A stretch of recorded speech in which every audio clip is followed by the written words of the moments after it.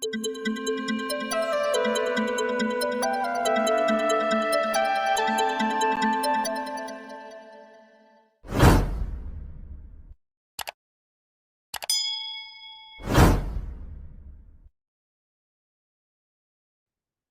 yang luar biasa, sekali lagi, nanti prinsip yang sama ini juga dipakai oleh Yesus.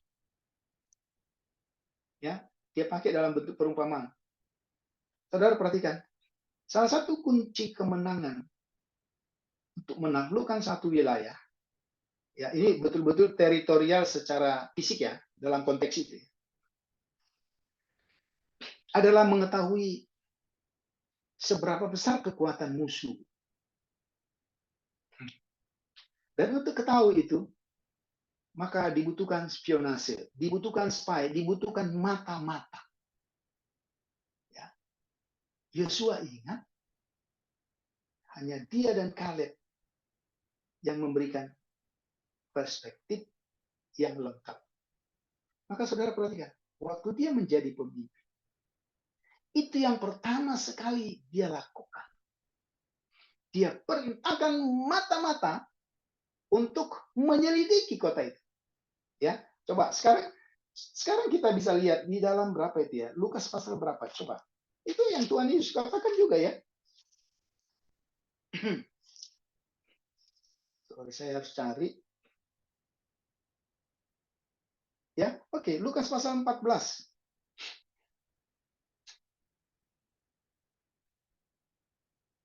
Teman-teman bisa baca Lukas pasal 14.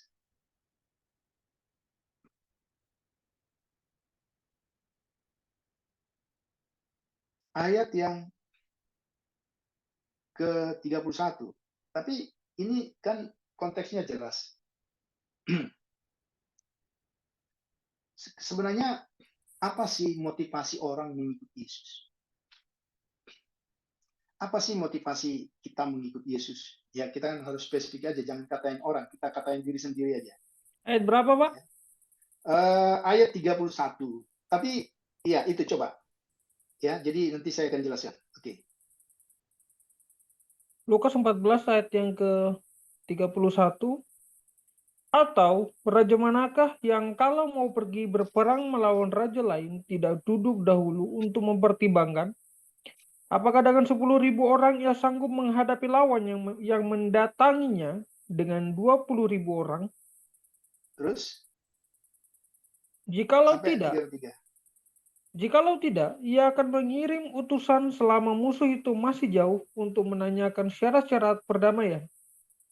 Demikian pula lah tiap-tiap orang di antara kamu yang tidak melepaskan dirinya dari segala miliknya tidak dapat menjadi muridku.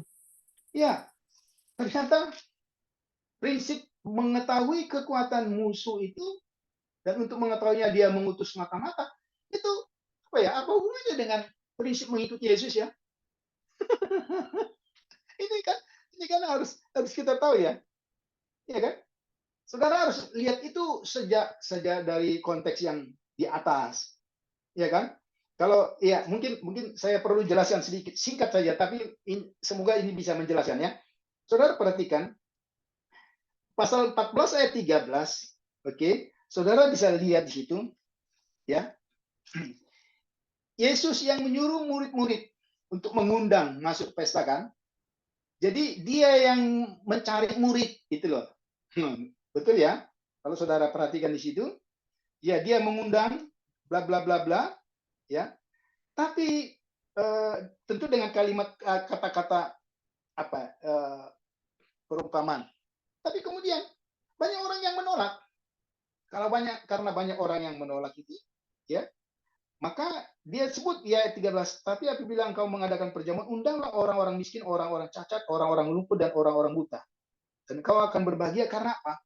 Jadi di sini bicara tentang jangan pernah berharap kalau mengikut Yesus, ya, motivasinya itu untuk mendapat sesuatu. Berarti kan?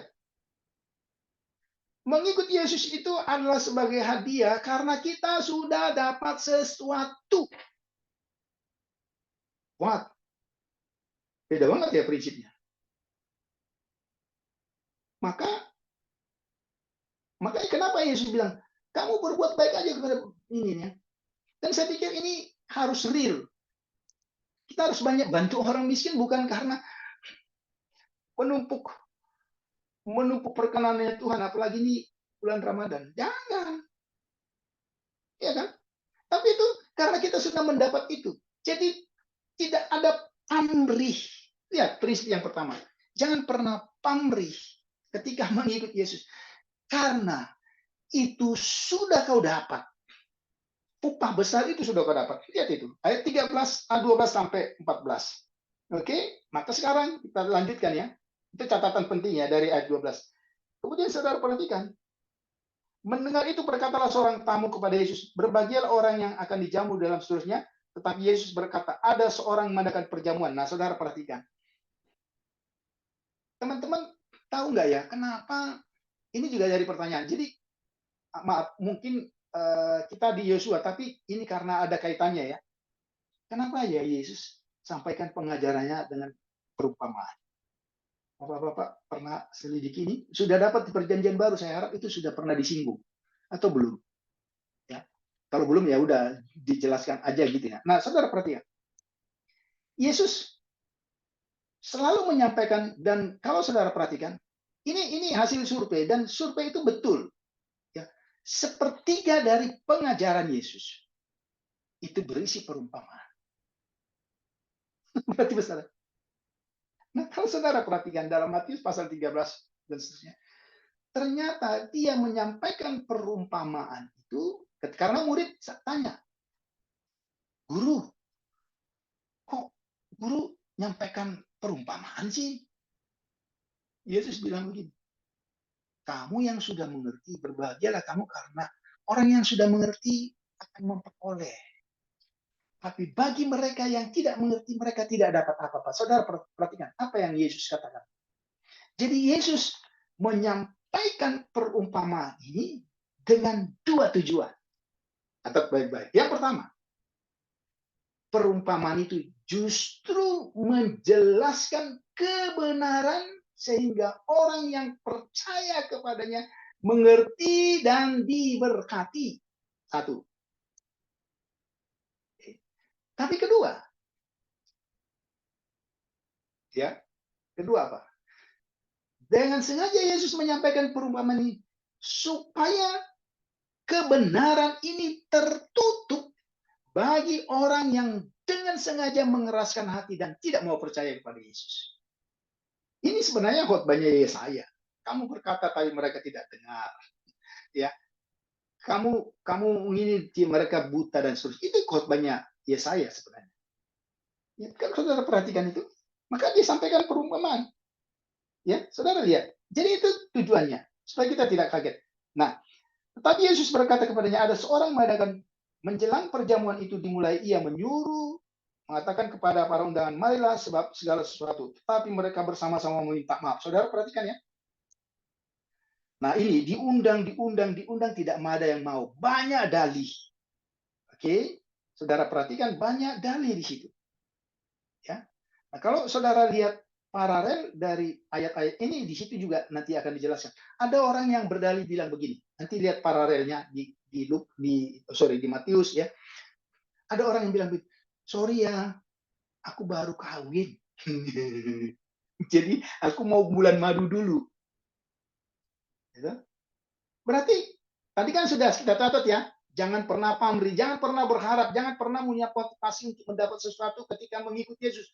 Percayalah, engkau mengikuti Yesus karena engkau sudah dapat sesuatu. Itu poin penting.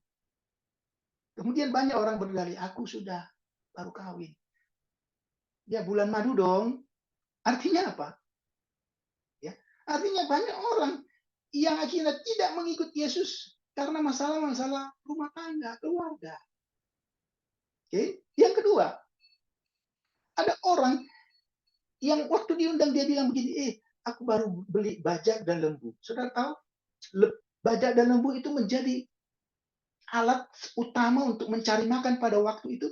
Ya teman-teman kan pegawai negeri atau pebisnis atau apa. Beda dulu. Ya kan? Ada Pak Klip di sini, Bapak kepala sekolah di sini ya, kan gitu ya. Nah, teman-teman Sekarang perhatikan, tapi dulu itulah yang menjadi. Jadi masalah pekerjaan bisa menghambat. Ya, saudara perhatikan. Nah ini ada relate-nya, ada hubungannya dengan hukum perang dalam perjanjian lama. Kalau kita baca bilangan pasal yang ke-22, ya, kalau ada yang baru menikah, silakan angkat tangan pulang. Kalau ada yang penakut pulang. Kalau ada yang ragu-ragu pulang. Itu hukum kalau orang mau perang. Tapi kita lihat di sini, oh ternyata mengikuti Yesus banyak kendala seperti itu. Maka dari ayat inilah kemudian ya kita tahu ayat 25 sampai ayat 30 sekian itu. Maka Yesus katakan, pada suatu kali banyak orang berduyun-duyun. Nah, sekarang ada testing. Orang banyak berduyun-duyun itu ikut aku betul apa tidak? Tentu Yesus tahu. Maka saudara perhatikan. Sebenarnya kalau kita dramakan ini, waktu Yesus dikagumi, sudah lakukan mujizat ini dan itu, dikagumi betul ya. Tapi banyak orang berduyun-duyun, tapi tiba-tiba Yesus itu balik badan, dia tunjuk. Kira-kira gitu ya. Kamu sebenarnya ikut saya kenapa? Kira-kira. Nah, saudara perhatikan. Syaratnya berat sekali. Jika seorang datang kepadaku dan ia tidak membenci bapaknya, ibunya, istrinya, anaknya, dan seterusnya, tidak dapat menjadi, bahkan nyawanya sendiri, tidak dapat menjadi murid. Yesus, saudara perhatikan, teman-teman yang sudah mendapat karunia yang terbesar itu, maka sekarang ada. Ya. Jadi, seorang bapak gereja katakan begini, untuk diselamatkan, you dan saya tidak bayar apa-apa. Gratis. Okay? Itu yang tadi. Jadi tidak ada pamrih.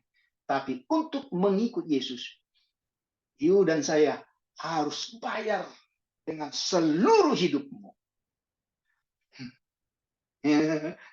Ini sulit kita pahami. Tapi itu. Maka dia katakan, jangan salah. Jadi berarti kalau kita ikut Yesus, kemudian kita membenci bapak kita, ibu kita, enggak. Jangan terjemahkan begitu. Tapi yang dimaksudkan di ayat ini, dia harus menjadi prioritas. Karena survei sudah membuktikan kaum kerabat, orang tua, keluarga, kebudayaan, adat istiadat seringkali menjadi prioritas orang percaya daripada Tuhan. Betul ya? Enggak, ini kira-kira seperti itu. Ya. Maka untuk menjelaskan prioritas inilah Tuhan menyampaikan, ya, saudara perhatikan, dua bentuk perumpamaan. Itulah ayat 28 dan ayat 31. Dalam ayat 28 dikatakan, sebab siapa di antara kamu kalau mau mendirikan sebuah menara tidak dahulu membuat anggaran dan seterusnya, supaya jikalau ia sudah meletakkan dasar dan seterusnya, apa yang dimaksudkan?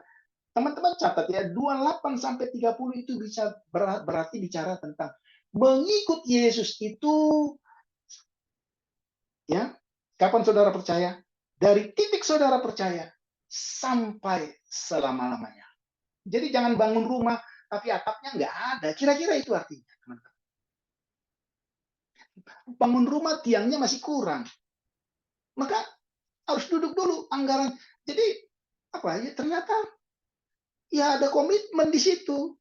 Selain prioritas ada komitmen. Jadi tidak mengikut Tuhan itu bukan sewaktu-waktu. Itu yang kita lihat. Gitu ya. Maka saudara perhatikan, atau raja manakah yang kalau berpergi merang dan seterusnya, ya.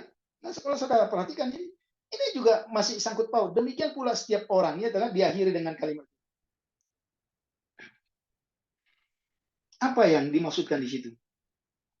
Kita harus terus memperhitungkan kekuatan kita.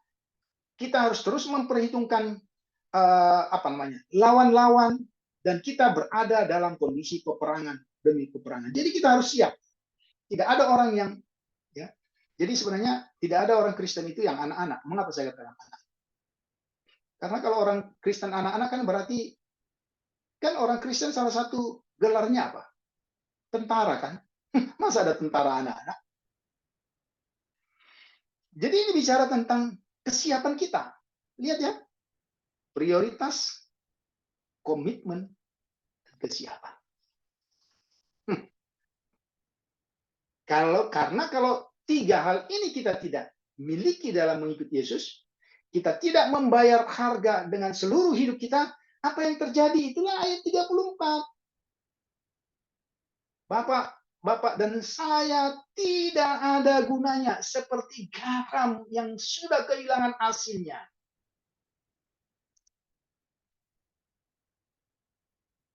Kok saya menjadi membahas eksposisi ini ya? Ya kira-kira itu.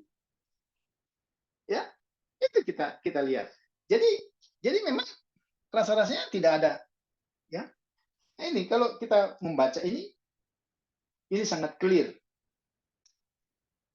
Kita itu yang saya selalu usulkan kepada teman membaca Alkitabnya itu dengan konteks yang utuh. Kalau itu Lukas berarti ada Injil lain, dua Injil lain yaitu Markus, Matius, itu namanya sinoptik ya, Injil yang memandang bersama-sama. Sin itu kan bersama, optik itu melihat ya, optikal itu ya. Optiknya mata kan itu. Nah itu. Jadi seperti itu. Nah, teman-teman, jadi ternyata prinsip siap dalam perang itu prinsip dari PL. Jadi berarti kita sadar bahwa kehidupan kekristenan itu adalah bukan kehidupan yang biasa, tapi kehidupan di dalam peperangan. Itu dia. Maka kita perlu tahu. Kalau tidak, kita akan malu nanti. Oh, ternyata musuh kita 10.000. Kita siap dengan 5.000. Masa musuh lebih kuat? Iya kan? Nah, kemudian yang ketiga sesuai dengan tujuan Tuhan. Menduduki negeri yang akan, perhatikan. Ya, perjalanan memasuki tanah Kanaan itu bukan ambisi pemimpin, bukan keinginan bangsa Israel. Itu digariskan oleh Tuhan.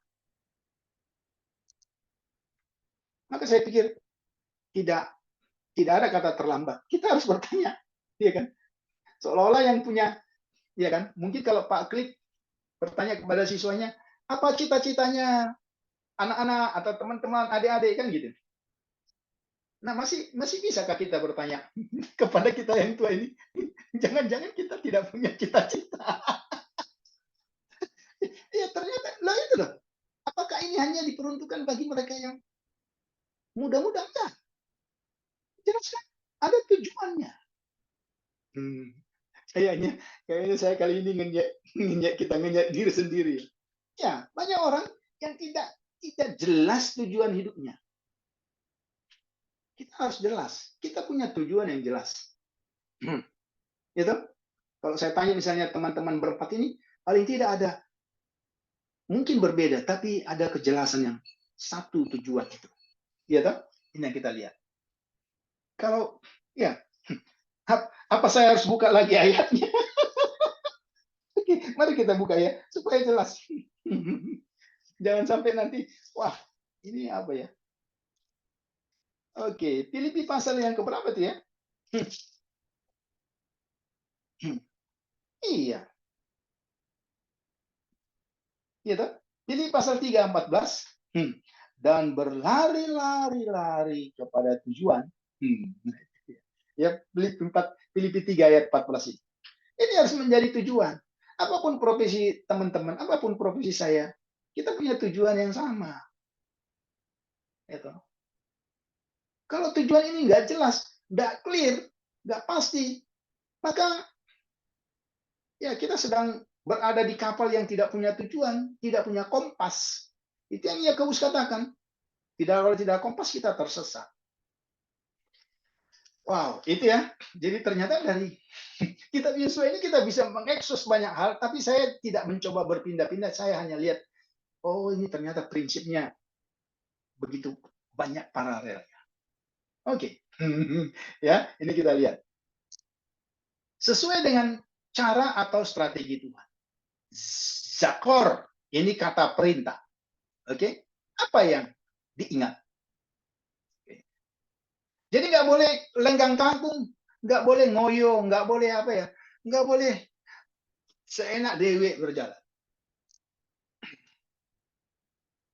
Ya, kan kalau sekarang ini kan, ya banyak pembangunan, banyak pekerjaan Tuhan.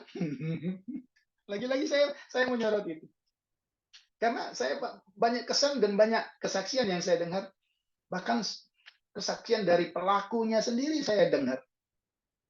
Karena dulu waktu saya di I3 itu banyak mahasiswa saya yang beragam, beragam sekali, dan mereka bersaksi.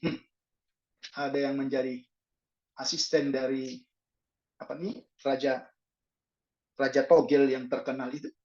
Saya dulu punya mahasiswa dan dekat sampai hari ini. Ya, bagaimana ternyata banyak juga gereja yang minta sumbangan ke Raja Togel. Ini kesaksian ya. Nah, makanya sesuai dengan cara atau strategi Tuhan. Ya, mereka harus ingat apa yang diingat. Dalam konteks ini tentu, ada 2,5 suku, yang memang seharusnya memang tidak perlu berperang. Mengapa? Saudara harus tahu ini ya. Yaitu suku Ruben dan Gad, setengah suku Manasye. Kenapa mereka harusnya tidak perlu berperang secara alami? Karena mereka memang punya tempat di seberang Sungai Yordan. Jadi tidak perlu menyeberang. 2,5 suku ini sudah punya. Tapi Tuhan bilang, kamu kan sudah saya janjikan ini, tapi bukan berarti kamu diam. Kamu harus bantu saudara. Ya, ya, saya pikir ya banyak orang yang sudah berpikir ya sudah aman. Ya, kamu bagian dari komunitas ini. Kamu orang Kristen, kamu orang gereja, kamu penduduk, kamu harus ikut mengambil bagian. Ya toh? Yang saya, ya, tapi mungkin itu hikmat kali ya. Karena hikmat, jadi seringkali lambat memberi respon ya. Ya toh? Begitu ada peristiwa-peristiwa yang global, kelihatannya gereja mungkin paling terakhir bikin statementnya. Iya nggak? Dan ketika statementnya juga disampaikan, banyak yang kritik. Karena statementnya itu jadi bersifat sinkritis kan gitu. Ya, ini yang ingin saya katakan, ini bicara tentang bagaimana orang-orang yang sebenarnya sudah dapat janji itu udah aman sebenarnya, tapi dikatakan kamu enggak, kamu harus ikut berperang. Ya. Jadi mereka harus bantu. Teman-teman nanti cek ya ayat-ayat itu. Saya hanya nah, ya, jadi bisa kita lihat di sini. Saudara perhatikan. Jadi cara mereka berperang itu pasal 10 ayat 18. Pasal 10 pasal 1 ayat 10 sampai ayat 18. Teman-teman perhatikan. Dan itu yang terjadi. Ya. Sekarang kita lihat pasal 2. Nah, di pasal 2 ini ya, ini juga menjadi satu tema yang bisa kita lihat. Oke. Temanya problematika etika perjanjian lama. Mengapa? Oke, kita lihat dulu ya. Oke, nanti teman-teman bisa. Nah, ini dia.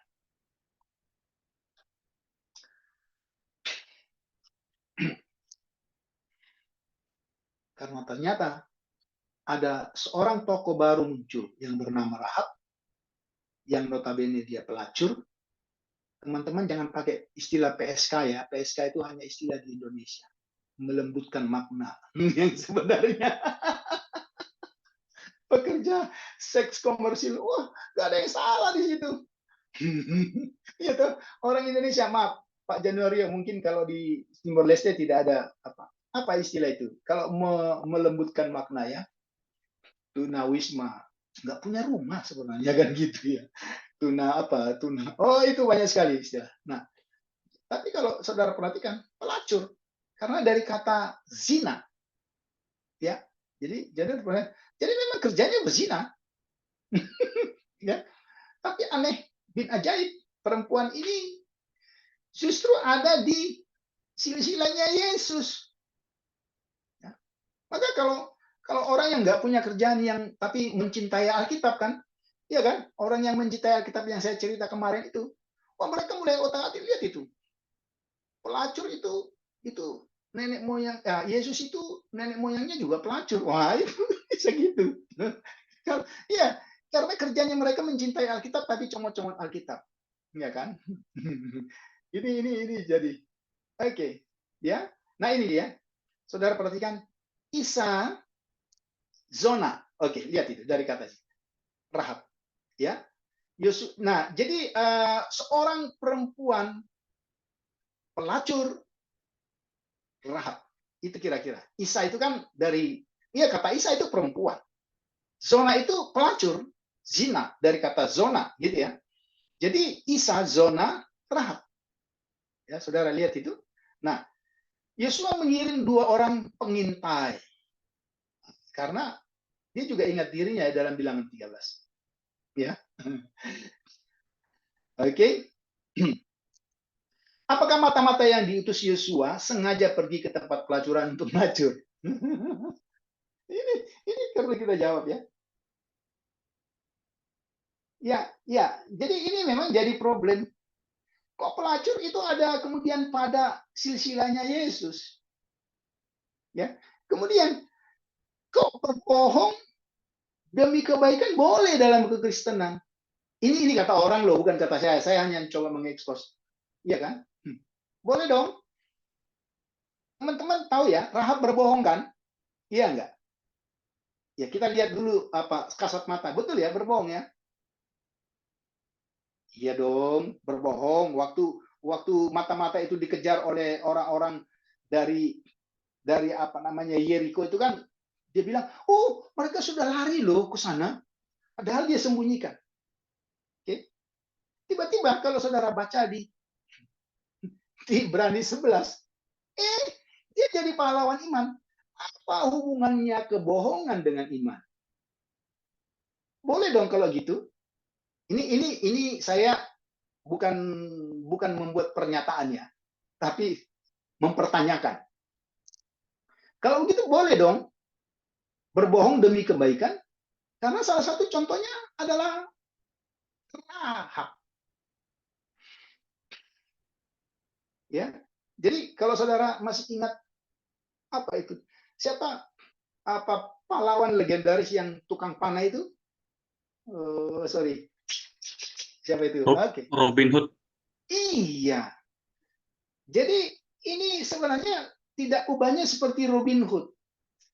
Karena Robin Hood itu kan mencuri, merampok orang-orang yang kotor, tapi kemudian kan membagi-bagikannya kepada orang-orang miskin, betul ya? Jadi dia pahlawan. Boleh dong. Ya, saya masih ingat satu tayangan televisi beberapa tahun lalu itu, mungkin sudah agak lama ya. Salah seorang mantan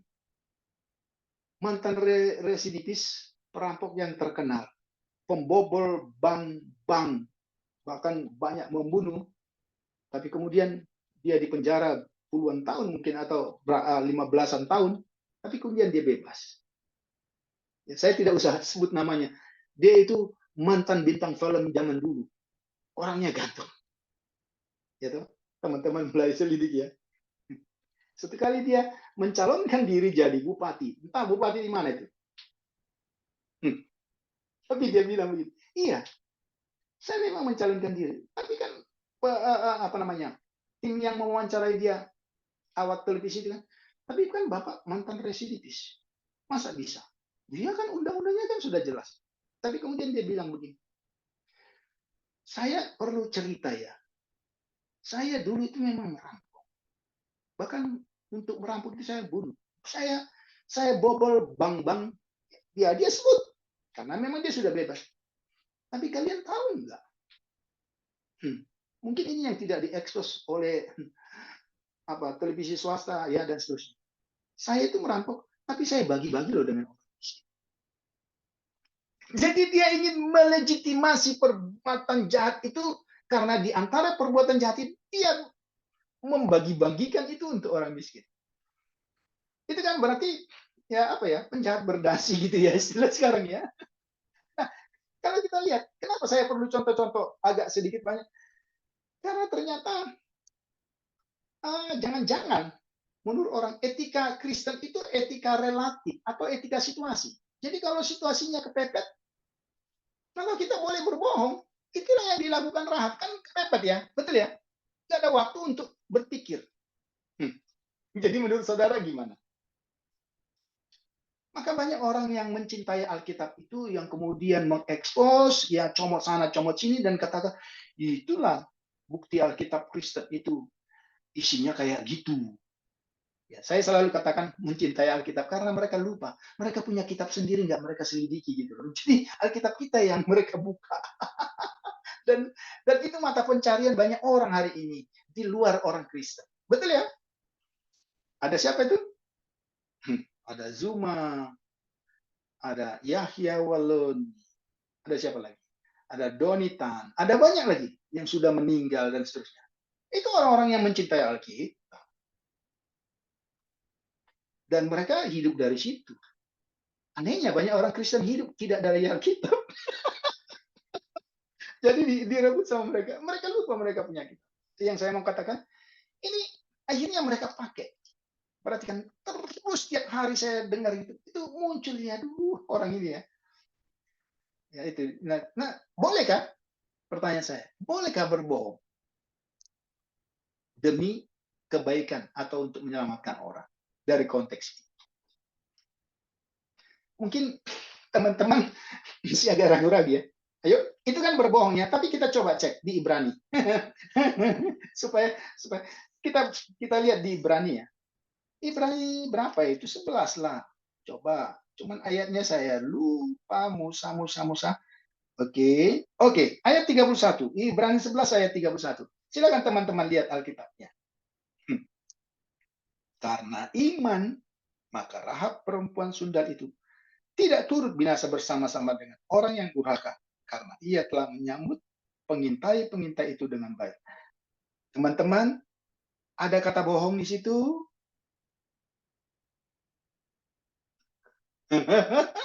Ini Alkitabmu salah atau tidak? Ayo, saya mau bikin bingung dulu sebentar. Iya. Dan banyak orang Kristen akhirnya keok. Gitu ya. Gitu ya. Ya, itu dia. Nah, kalau kita perhatikan, sebenarnya kita harus lihat konteksnya. Itu yang selalu saya katakan. Mungkin teman-teman bosan dengar istilah. Saya selalu berprinsip, konteks itu penting untuk kita tahu arti yang sesungguhnya. Karena banyak orang yang cabut ayat dari akarnya, pindahkan, kemudian bangun kebenaran di situ, itu salah. Nggak boleh cabut dia dari situ. Itu namanya out of context. Gitu. Nah, kalau saudara perhatikan, ya, ini kan jelas. Apakah mata-mata yang diutus Yosua sengaja pergi ke tempat pelacuran untuk mengacau? Tidak. Kita tahu kisahnya. Karena sudah kepepet malam. Dan ternyata mereka ketahuan. Tidak secanggih Yosua dulu. Ini yang diutus ini ternyata ketahuan. Dan mereka tidak tahu kalau itu rumah pelacur. Iya toh? Isa, zona dari kata zina itu ya. Isa, perempuan pelacur Rahab. Ya. Oke. Nah, ini. Ya, makanya saya sengaja gambarnya Nona cantik itu ya. Apakah Rahab benar-benar pelacur? Kita lihat dulu. Ya, apakah Allah sengaja mengatur seorang pelacur masuk dalam silsilah Yesus dan menjadi Tuhan Yesus? Nenek moyang maksudnya ya. Ya. Karena di Matius 1:5 nama dia muncul kan? Sama nama siapa lagi? Betseba. Kan muncul kan? Nama siapa lagi? Ruth. Ini semua orang-orang kafir. Kafir kata mereka. Tapi kok tiba-tiba muncul di silsilah Yesus? Makanya saya bilang, siapa bilang PL itu nggak menarik? Menarik banget. Ya kalau nggak tahu isinya, tidak bisa membahas, tidak bisa menjelaskan, memang tidak menarik. Ya kan? Nggak tahu konteksnya, tidak menarik. Tidak tahu menggalinya, tidak menarik. Hanya baca toh, ya udah. Akhirnya katakan tidak menarik. Nanti kita lihat. Ya, apakah Rahab benar-benar pelacur? Yes. Karena bahasanya memang begitu. Oke? Saudara bisa lihat itu. Kita terima King James, LSP, NISB, NKJV, ya, NIV, ya. Tapi footnote dari NIV innkeeper atau penjaga pengurus rumah penginapan itu hanya catatan kaki. Jadi betul-betul pelacur. Dan kata aslinya zona, zina. Ya. Jadi dia pelacur. Kan saya sudah bilang tadi, jangan berubah menjadi PSK. Hanya ada di Indonesia PSK. Pekerja seks komersial. Rasanya nggak ada dosa di situ. Oh, dia pekerja kok seks komersial lagi. Iya kan? Oh, ini memang bahasa Indonesia luar biasa ya. Apa, melunakkan semua kata itu menjadi sesuatu yang sangat umum. Gitu? Mana yang benar? Yang benar pelacur dari kata aslinya ya. Nah, saudara perhatikan, kita bahas ini dulu. Ya, saudara lihat ini.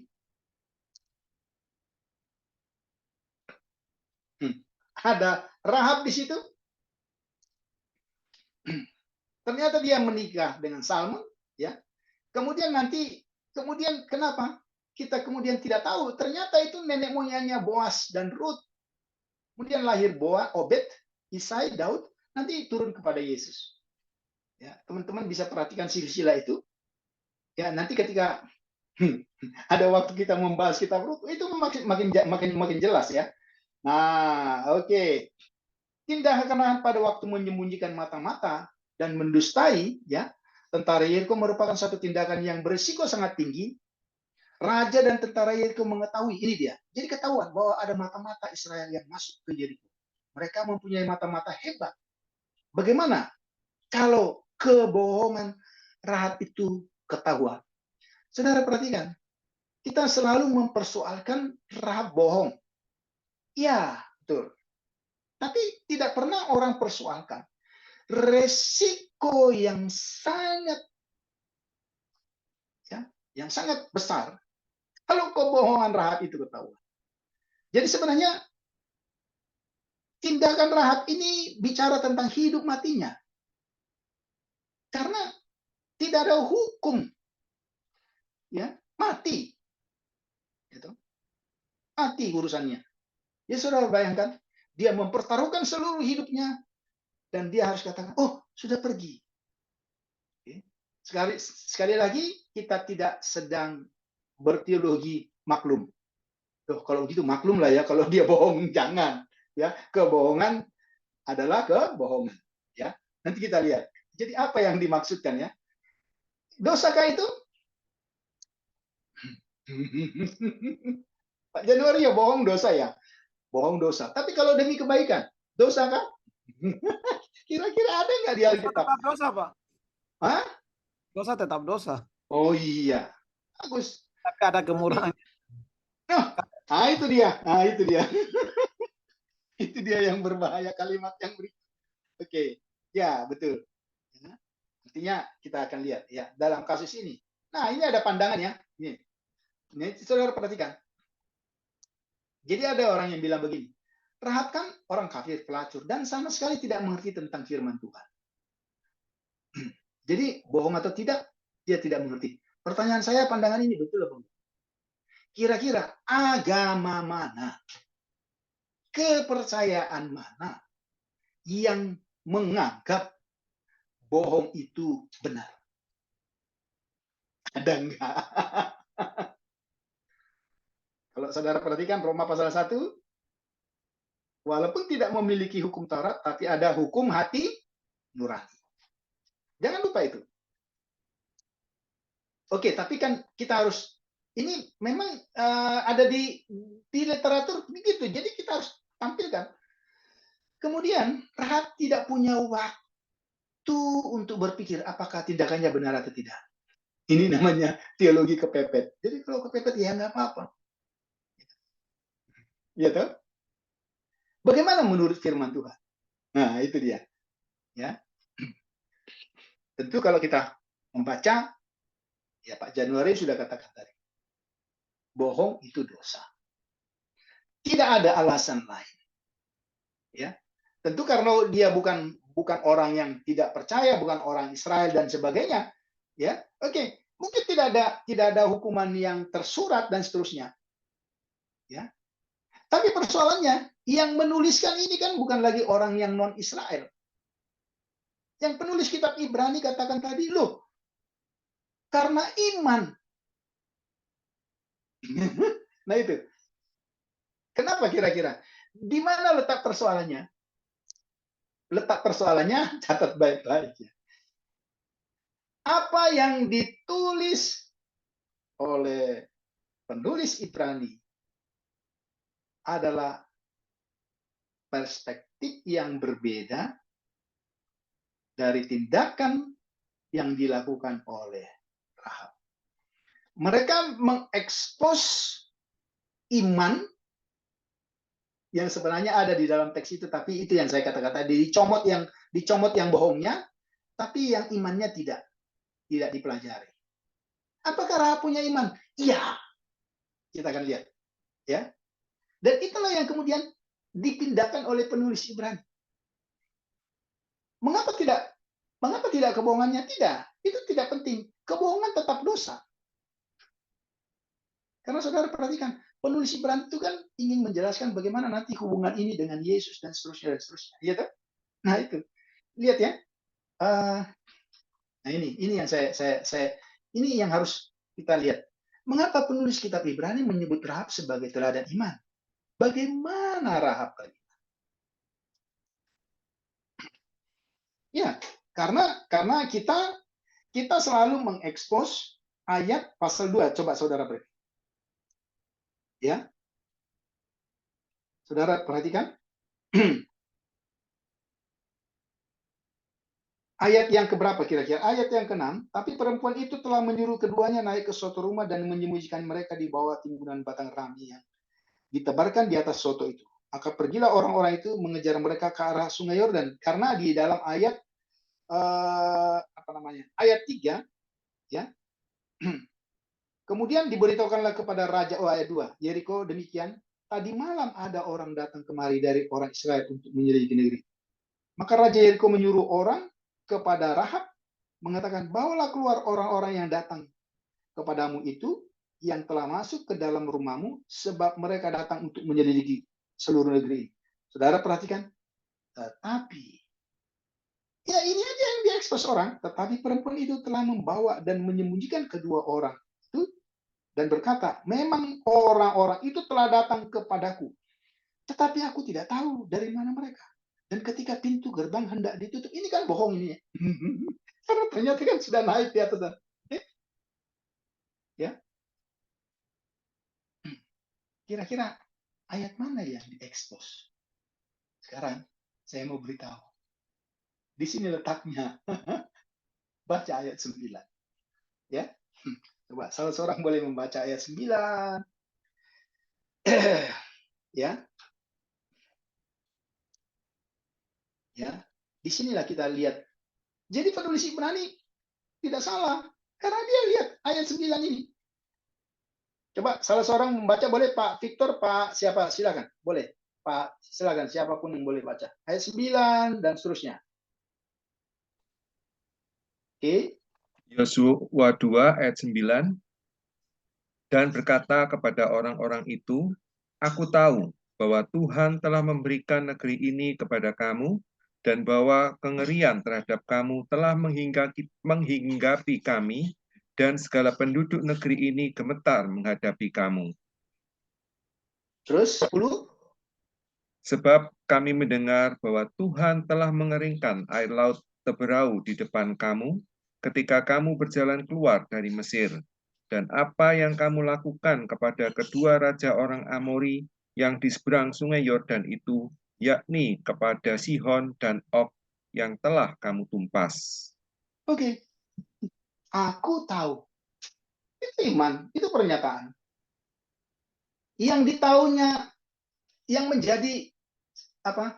Yang menjadi objek tahunya Rahab itu apa? Aku tahu, ya. Tuhan. Tuhannya siapa? Tuhannya Israel. Bukankah iman itu mengetahui perbuatan-perbuatan Tuhan dan percaya kepada perbuatan-perbuatan itu iman. Jadi itulah yang diekspos oleh penulis Ibrani. Ya, kalau saudara perhatikan ya, nanti kita lihat iman Rahab ini ternyata luar biasa. Apa pengaruhnya iman Rahab ya? Kalau saudara perhatikan ayat, nah itu. Jadi nanti ya, kalau saudara perhatikan iman Rahab ini, semua perbuatan-perbuatan yang Tuhan yang dia dengar, dia percayai itu. Lah terus itu namanya apa? Loh, kenapa saudara percaya Yesus? Iya kan? Jadi semua perbuatan Tuhan itu dipercayai. Ya. Dan iman kita berpusat pada siapa? Yesus sudah mati dan bangkit. Ya enggak? Dan kita percaya itu. Apa bedanya dengan iman Rahab? Semua tindakan Tuhan dalam sejarah, dia katakan, itu aku tahu. Dan itu aku percaya. Jadi itu yang mendasari perbuatan yang dilakukan oleh Rahab. Saudara perhatikan, ya, kalau itu dibandingkan dengan iman yang dimiliki oleh Israel, tidak ada bandingnya apa-apa. Mau contoh, begitu banyak pengalaman, bukan cuma mendengar, bersama dengan Tuhan.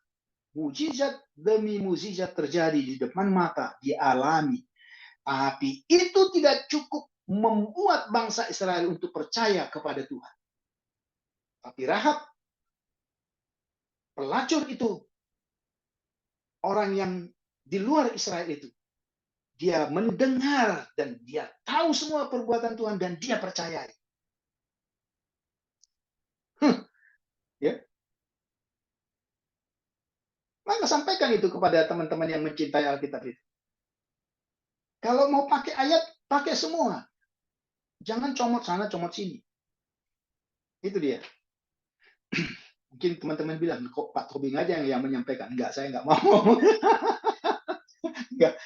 Saya enggak bakat untuk berdebat gitu. Lebih baik saya ya seperti ini, sampaikan apa yang bisa disampaikan pada repot. Oke? Nah, saudara perhatikan, ya. Jadi itulah yang sebenarnya kalau saudara perhatikan ya, ayat 9, ya. Aku tahu bahwa Tuhan, ya. Jadi pusat yang ditaunya Rahab itu adalah Tuhan dan semua perbuatannya. Kemudian apa? Aku mendengar. Aku tahu, aku mendengar. Perhatikan. Ya. Saudara perhatikan. Ayat 11 juga menarik. Nah, kalau misalnya mendengar, apa yang Roma 10 ayat 17 katakan? Apa iman? Coba Roma 10 ayat 17. Biar clear, jangan pikir saya ngarang, enggak.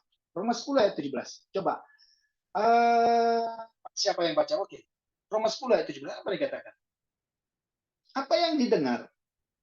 Ya.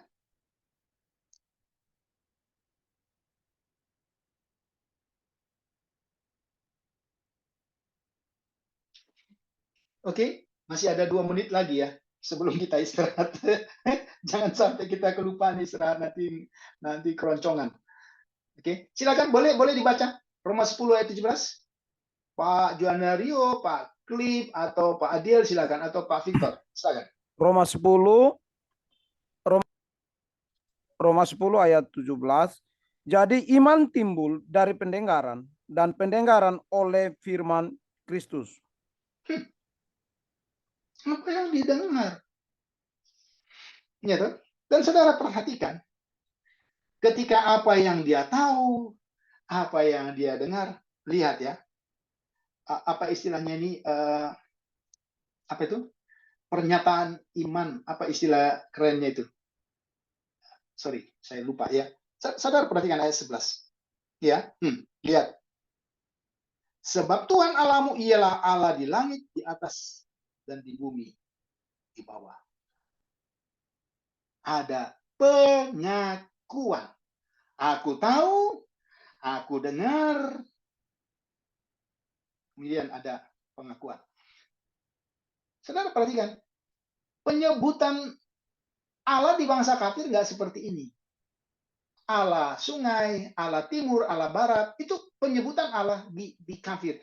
Tapi saudara perhatikan, ketika dia tahu perbuatan Tuhan, dia mendengar dan percaya kepada itu, maka ayat 11 dikatakan, sebab Tuhan Allahmu ialah Allah di langit di atas dan bumi di bawah. Ini berarti Tuhan, ya. Jadi sekarang dia tidak lagi bilang Allahnya Yeriko, tapi Allahnya Israel. Penyebutan Allah langit dan bumi itu hanya diperuntukkan kepada Allah Israel. Kenapa? Karena ketika disebut Allah langit dan bumi, berarti Allah penguasa segala sesuatu. Sedangkan Allah-Allah mereka itu Allah yang bersifat parsial. Allah di Palestina, Allah timur, Allah sungai, Allah bulan. Itu hanya sepotong-sepotong yang dikuasai. Tapi ketika dikatakan Allah langit dan bumi, berarti Allah yang berkuasa atas segala sesuatu. Inilah sebenarnya iman yang diekspos. Bisa paham ya? Jadi kira-kira gitu. Nanti kita akan bisa lihat. Tidak berhenti di situ. Bagaimana iman Rahab ini mempengaruhi bangsa Israel. Dan dia akhirnya masuk jadi bagian dari bangsa Israel. Ini luar biasa, teman-teman. Kira-kira itu yang bisa kita lihat dulu ya. Kita kayaknya kita harus istirahat setelah mendengar ceramah. Aku kadang-kadang bingung juga. Iya ya, ini mahasiswa mendengar ceramah atau mendengar apa gitu. Coba sih kasih tanggapan 1-2 kata gimana kalau dengar begini. Saya pengen tahu gitu loh. Ada yang diperbaiki atau apa. Tapi itu sekali lagi. Jadi jangan pernah berkata perjanjian lama itu monoton. Enggak. Tergantung kita. Tergantung kita mendalaminya dan seterusnya. Ya. Oke. Itu kira-kira siraman rohani di bulan Ramadan untuk kita. Oke, kita istirahat dulu ya teman-teman. Nah, kalau saudara perhatikan yang kedua ini kita lihat apa yang dijanjikan. Ya kalau saudara perhatikan permohonannya Rahab itu kan jelas ya, keselamatan bagi keluarganya. Memang ini luar biasa. Tapi kemudian ya lihat memasang benang kermisi di jendela. Ya kalau saya sih ya benang kermisi itu kan benang merah ya. Jadi kermisi itu artinya merah. Entah benang apapun itu tapi merah. Maka dosamu merah seperti kermisi itu merah luar biasa. Akan menjadi putih kan. Jadi itu hanya semacam peribahasa. Nah, apa artinya itu ya? Ya banyak orang yang sudah memberikan arti ya. Saya pikir bisa aja banyak orang berpendapat. Tapi bagi kita secara praktis kenapa harus pakai tanda merah? Iya, buat saya sih supaya kelihatan gitu. Jadi ada benang merah kan?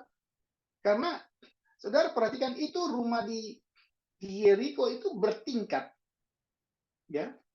Jadi kira-kira kalau lihat dari bawah, kalau ada misalnya samar-samar kan nggak kelihatan. Tapi kalau dibuat satu tanda merah gitu, benang atau kain merah yang merah kan akan kelihatan. Nah, ada banyak orang yang mengaitkan ini kepada darah dan sebagainya. Ya udahlah, nggak apa-apa, ya toh. Tapi tidak ada ayat pendukung dan seterusnya, nggak apa-apa juga ya. Tapi maksudnya kira-kira itu ya. Kemudian semua keluarga Rahab harus ada di dalam rumah. Kenapa? Ya, karena waktu itu kan konteksnya perang heboh. Kalau mereka nanti kita tahu kalau kekalahan Yeriko itu kan bukan karena kena pedang, bukan. Tapi terjadi kekacau balauan, ribut, bla bla bla bla, kemudian kabur kan gitu ya. Jadi apa itu? Semacam panik, ya. Ya itu panik dan akhirnya mereka melarikan diri dan seterusnya. Nah kalau mereka berada di luar rumah kan mereka juga bisa keikut, ya. Jadi tidak selamat. Ya.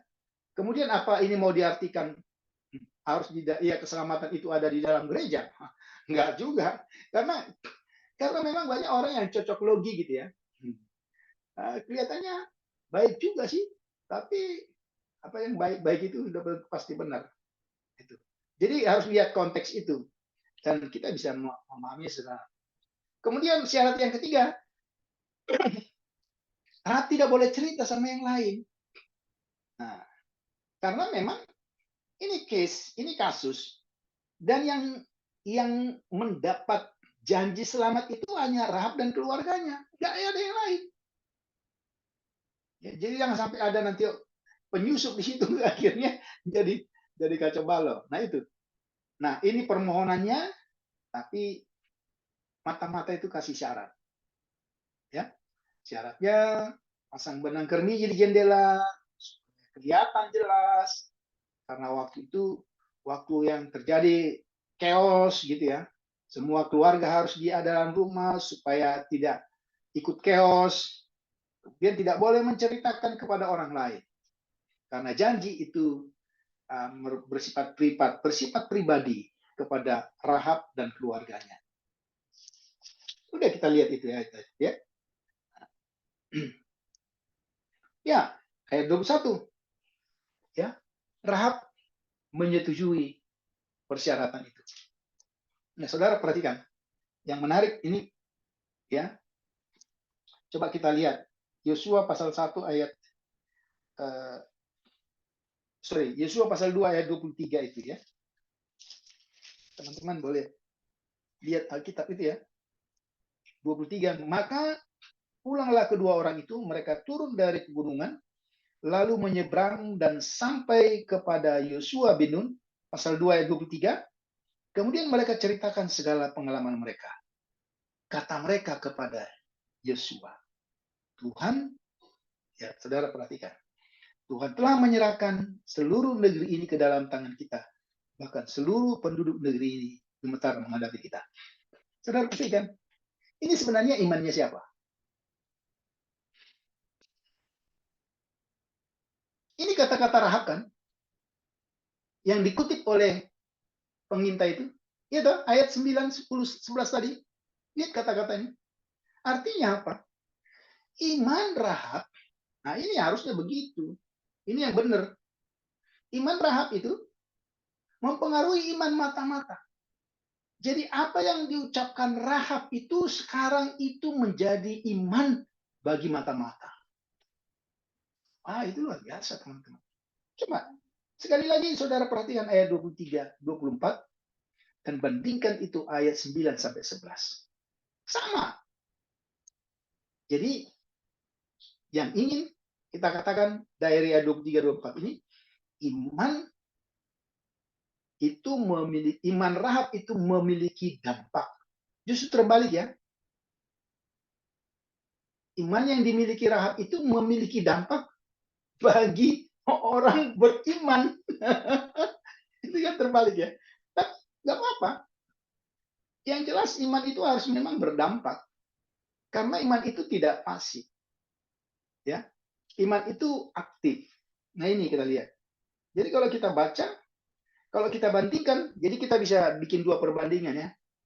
Iman Rahab berbanding terbalik dengan iman bangsa Israel pada umumnya. Karena pengalaman tidak menjadi pengajaran bagi mereka untuk percaya kepada Tuhan. Tapi Rahab beda. Tapi kemudian iman Rahab berbanding lurus dengan iman dua mata-mata itu. Artinya berdampak langsung. Dan apa yang dikatakan oleh Rahab di ayat 9-10, kemudian itulah yang dikatakan mata-mata itu kepada panglima perang yang bernama Yosua yang sekarang menjadi pemimpin mereka. Ya. Jadi ini saya pikir ini yang kita harus lihat. Ya. Akibat iman Rahab dan keluarganya selamat. Oke, Rahab menikah dan Salmon menurunkan Yesus menjadi salah satu pahlawan iman. Ini yang kita lihat. Ini yang kita lihat dalam bagian itu. Ya, hasil pengintaian mata-mata Oke. Nah, sekarang apa yang disampaikan mata-mata itu menjadi perspektif iman juga yang dimiliki oleh Yosua. Tapi sekali lagi, itu memiliki dampak dari iman seorang yang bernama Rahab. Yang kita lihat. Ya, ya. Ya, saudara silakan. Teman-teman, boleh catat ini? Kalau saya katakan boleh catat, itu berarti ada artinya juga ya. Saudara, atau fotokan aja nggak apa-apa. Catat kan ketinggalan. Oke, fotokan aja. Ya. Siapa tahu nanti ada kepentingannya untuk sesudah hari Jumat kan gitu ya. Nanti daripada Pak Victor cari-cari lagi di pengiriman, loh kok nggak ada ya? Kok saya cari-cari nggak ada? Nah, ini ada ini. Apakah ini kisi-kisi? Saya nggak tahu. tapi saya pikir ya ini penting. Kenapa? Karena kisah Rahab itu kisah yang menarik. Dan saya pikir kalau teman-teman masih ada yang kurang paham, silahkan tanya. Dengan penjelasan saya kurang lebih 2 jam tadi, itu bisa memberikan jawaban. Paling tidak kita defense, paling tidak kita, ya, kalaupun tidak menyerang, kita bisa bertahan dengan jawaban-jawaban itu terhadap banyak pertanyaan orang. Ya, itu. Jadi kita bisa lihat apakah yang dimaksud dengan iman, apa bukti iman kita, kan gitu, apa dampak iman kita. Nanti kita bisa lihat dari teks-teksnya Rahab itu, kemudian kita juga bisa gali, cari pembanding dari ayat-ayatnya. Kita kira-kira seperti itu. Oke. Kisah Rahab selesai.